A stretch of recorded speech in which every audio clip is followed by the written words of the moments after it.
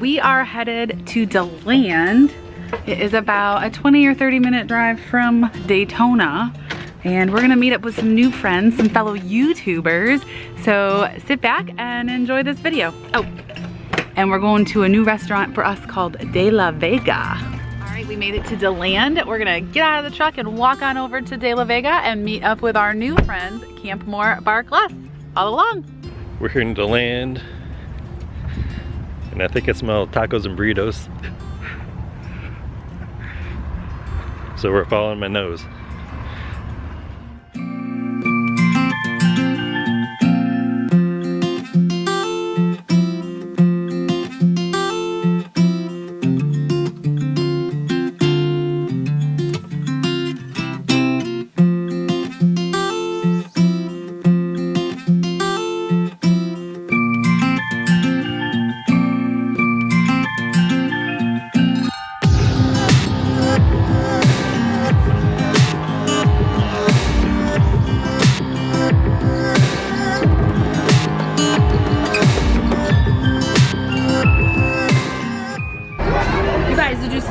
Oh my goodness. So these are asparinas, little cornmeal patties topped with beans, tomatoes, and onion.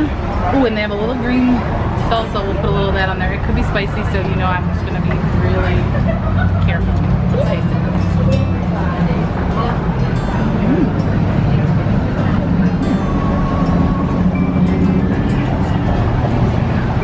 That's pretty tasty. I like that.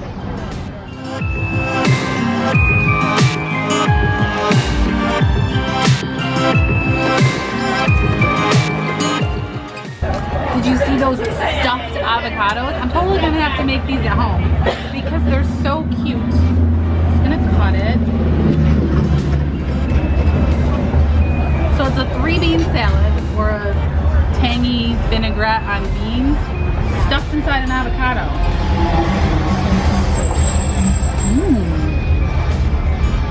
The vinaigrette is nice and citrusy. I really like it. And the beans have a good texture because you know how I feel about textures. I'm gonna know in the comments if you've tried stuffed avocados. These are really good.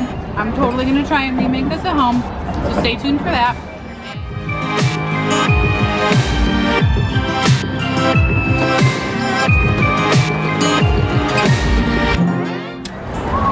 We got the vegan enchiladas. They look pretty good.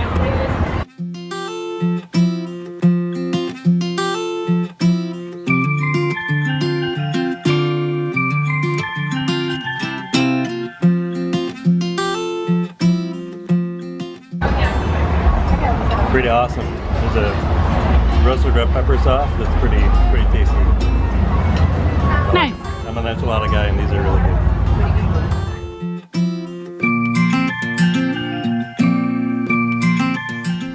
That food at De La Vega was incredible. Did you see those enchiladas that the VegInspired chef got? And then those stuffed avocados. You guys, seriously, that citrusy dressing was amazing. Amazing. I'm totally gonna try and figure out how to recreate it. And those little bean patties, the cornmeal, they were really good too. I think they could have used a little avocado, but you know me, I love avocado, so I just added a little avocado. They were good. We are headed over to Camp More and Bark Less's home. They've invited us back there to do a little Q&A, so wait for that.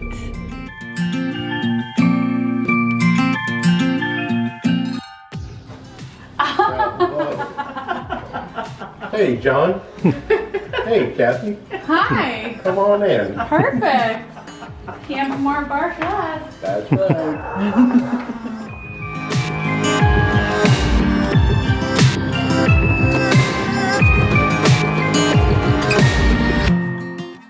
Okay, so we are here with Camp More Bark Less. We have Chris and Lisa and Anna. Hey.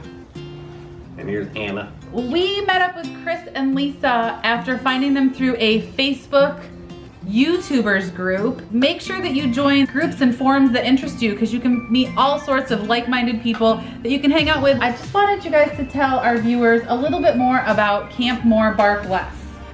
Well, first off, we're not a full-time RV group. We don't travel full-time out of the year, but we do some pretty epic trips. This trip here went to Rocky Mountain National Park. Now, we live in Florida, so we drove all the way up to Rocky Mountain National Park. We went down through Death Valley, Southern California, Meteor Crater. We saw a whole bunch of stuff. We were gone for, what, about 4.5 weeks? Yeah. And 6,000 plus miles. We had a fantastic time. We travel with our 2 poodles, and this here is Tara, and this here is Anna. And so a little bit different. We have 2 cats running around here somewhere, but we don't travel with them. Yeah, so that's kind of our channel. We take one big trip a year, and we film it, document it, and share it with everybody. And it's life on the road with poodles, basically, and how we adjust to traveling with the poodles and find a place to go and do things with our dogs, because we'd rather not board them if we don't have to. That's awesome. So I have to ask, we sold everything so that we could travel the country. How can you maintain a house and an RV? Well, that's a great question. First thing I gotta say is that our RV is actually 22 years old. Wow. So, yeah, it's not a spring chicken here. It's got some miles on it, and I'm really fortunate that I'm able to fix a lot of the stuff with it, rehab it. This particular RV is a diesel unit. We got it at a really good price, but it needed a lot of work. It took us a year to renovate it. I ended up having to gut the whole interior. It had roof leaks. It had diesel soot coming inside of it. You name it, it had it. But a positive note out of that is, while we had everything ripped out of it, we were able to add in extra wiring, add in extra insulation, modernize it, get rid of the big tube TVs, and put things kind of where we wanted to. Saved us a whole bunch of money, kind of got us to RV how we wanted it for our lifestyle. With the dogs. We don't have any kids, we just got our dogs. So they kind of have the bed, the couch bed all to themselves. And some of the modifications that we did is we got an air conditioner duct that comes out of the dashboard that keeps the dogs cool while we're going down the road, which is pretty neat. And yeah, so we're able to do that because we're fortunate that I have the skills to be able to fix a lot of this stuff ourselves. So it saves us a ton of money on not having to take it into different repair shops and pay for them to do the work. That's a huge task to be able to remodel and gut the whole thing. What is your background that allows you to do that? Like where did you get those skills? I mean, that's such a big endeavor, but so awesome that you could basically build it out to the way that you wanted it that fit your lifestyle. That's great. Yeah, so I've been always been real handy and really good with my hands with making things and repairing things. Went to college, got a degree in electronic engineering. I've got a background in electric, so electric's not an issue. I've got a background in mechanics as far as engines, so that's really not an issue. And then I'm actually a general contractor by trade. We do a lot of kitchen and bath renovations, a lot of cabinetry work, so I kind of got all that, under control also with any of the woodworking and stuff. So I'm real fortunate because I'm really, I have a lot of skills that, not just one. I'm not married to just one. I've got a lot of different things that I can do. That's excellent. I mean, that opens up so many doors for you to be able to really make it your own and trust that the work that's done is done correctly because you did it. Yeah, and that's great. It's kind of like with a lot of RVs too, especially as they get older. It's almost like people compare them to a boat, that you're always going to be doing something. There's always going to be something, and that's from our experience. That's true. Every trip, something breaks. Yeah, every trip. So if you check out some of our videos, you'll see that things pop up on the road, and you're creative to take care of it when I'm about our business. So we're real fortunate. It keeps our expenses way down. Yeah. Because the tow bill on one of those things is like $1,000. Yeah, I'm thinking I need to be more handy. Well, our followers, that our toolbox is kitchen utensils and kitchen gadgets.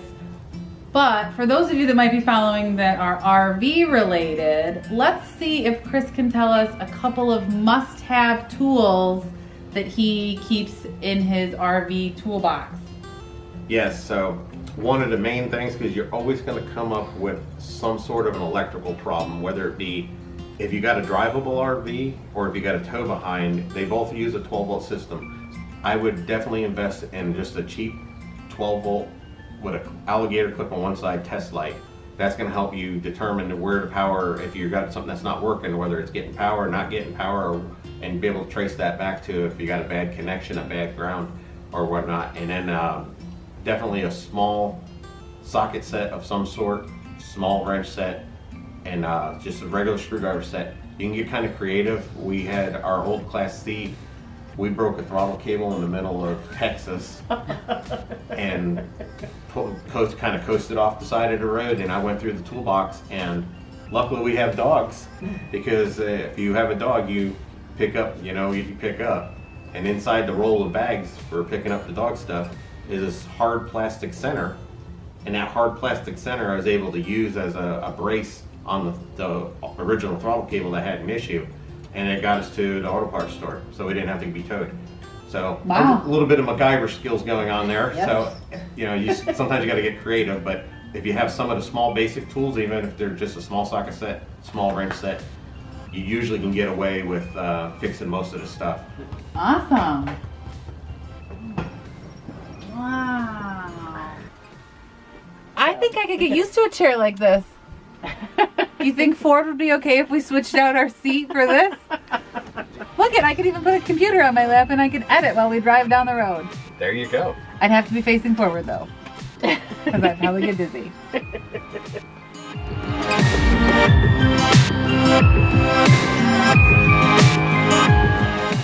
A huge thank you to Camp Moore Bark Les, Lisa, and Chris.